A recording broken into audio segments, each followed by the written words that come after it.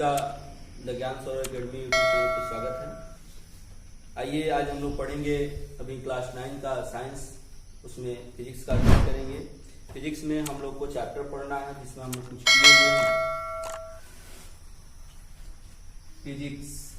Physics में हम लोग चैप्टर पढ़ेंगे rest and motion. Rest and motion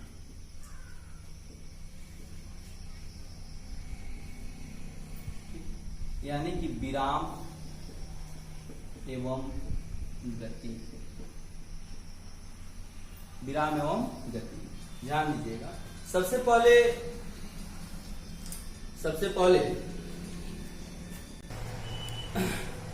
हम लोग जानेंगे विराम एवं गति के बारे में। आप देखिए कि विराम एवं गति क्या होती है। हाँ, सबसे पहले एक बात और बताएं आपको कि जो भी नए व्यूअर हैं, जो नए चैनल को देख रहे हैं, आप पूरा वीडियो देखिए। आपकी बात समझ में आए तो आप इसे लाइक करें, सब्सक्राइब करें एवं शेयर करें और अधिक से अधिक बच्चों तक पहुंचाएंगे, वो इसका लाभ ले सकें, घर बैठे अध्ययन कर सकें। तो देखिए कि सबसे पहले हम जानेंगे विराम एवं गति के बारे में कि विराम क्या होती है और गति क्या होती है। तो विराम और गति जो है यह किसी भी पिंड की एक अवस्था है। आप देखते हैं अपने आसपास प्रतिदिन प्रत्येक क्षण कोई पिंड आप देखते हैं कि गाड़ी चल रही है, पत्ते हिल रहे हैं, कुत्ता भौंक रहा है ना, हम अपना काम कर रहे होते हैं, है ना।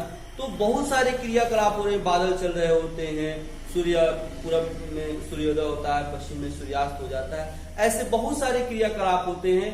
कुछ प्राकृतिक क्रियाकलाप होते हैं, कुछ मनुष्य के द्वारा क्रियाकलाप किए जाते हैं। तो यह सारे क्रियाकलाप में हम पिंड के विभिन्न स्थितियों को देखते हैं।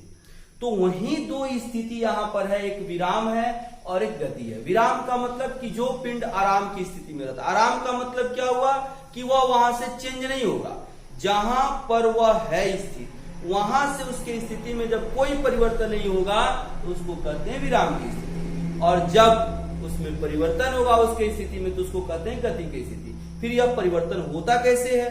तो यह परिवर्तन होता है समय के सापेक्ष, है ना। अर्थात विराम की स्थिति, पिंड की कितनी स्थिति हो गई? दो स्थिति। एक विराम अवस्था यानी कि रेस्ट पोजीशन। विराम किसको कहेंगे?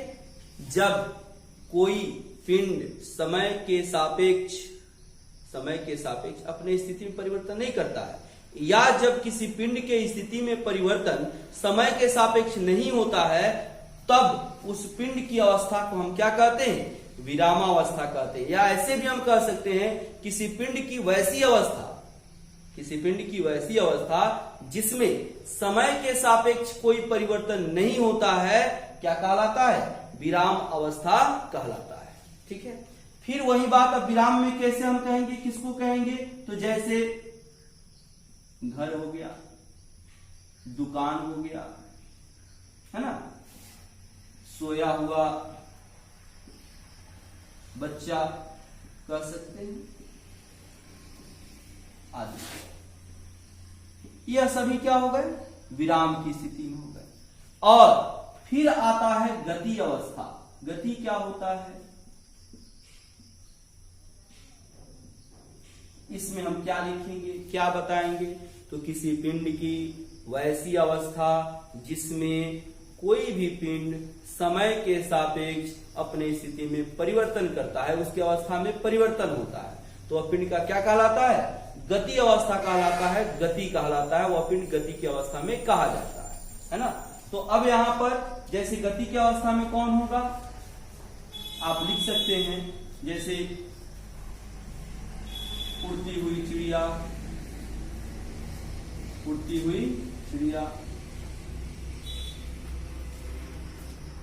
चलती हुई गाड़ी,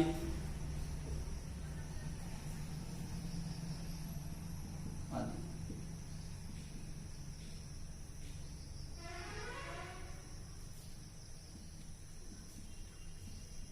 ठीक।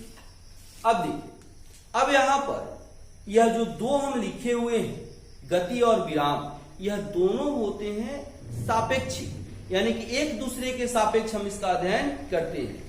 कोई भी दुनिया का कोई भी ऐसा पिंड नहीं है जो पूर्ण रूप से विराम में हो या पूर्ण रूप से गति में हो, है ना।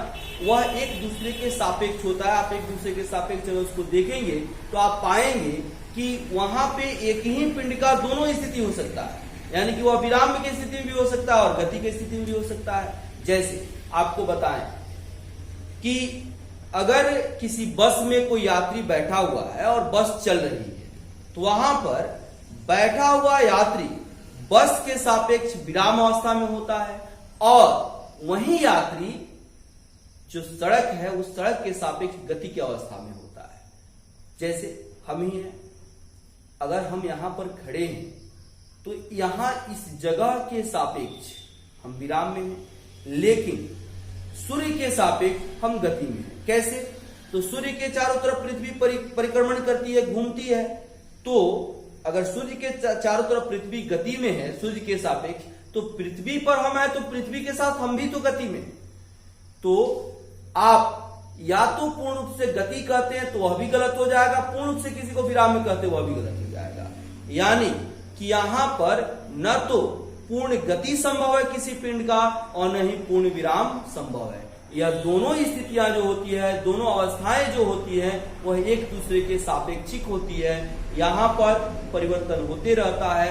आप अगर किसी को कहते हैं कि अविराम में है तो विराम में भी हो सकता है और गति में भी हो सकता है। ऐसा नहीं है कि वह किसी को अविराम में कर रहे हैं तो विराम में ही होगा, गति में। अब आपको अगर विराम या गति बताना है तो बताना पड़ेगा कि वह किसके सापेक्ष गति में है या विराम में। अब देखिए अब यहाँ पर दो स्थिति हम लोग जान लें, एक विराम स्थिति और गति स्थिति। अब यहाँ पर हमको पढ़ना किस स्थिति के बारे में है।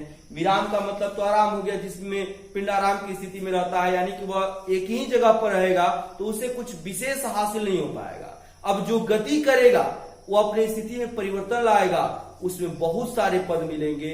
अब उन सारे पदों के बारे में हम लोग को जानना है, यानी कि अब हम लोग जानेंगे गति से संबंधित पद, गति से संबंधित पद के बारे में कि इसमें कौन कौन से पद आते हैं।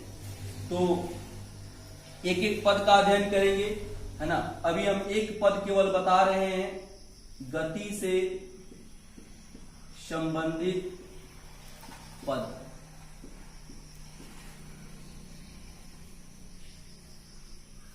रिलेटेड टर्म्स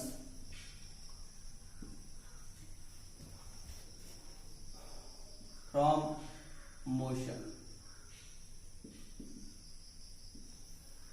ठीक, अब देखिए सबसे पहले आता है, हम अगर कोई भी काम करते हैं तो सबसे पहले आता है मूल बिंदु। मूल बिंदु, निर्देश बिंदु, निर्देश बिंदु, इसी को कहते हैं, है ना। यानी कि पॉइंट ऑफ ओरिजिन और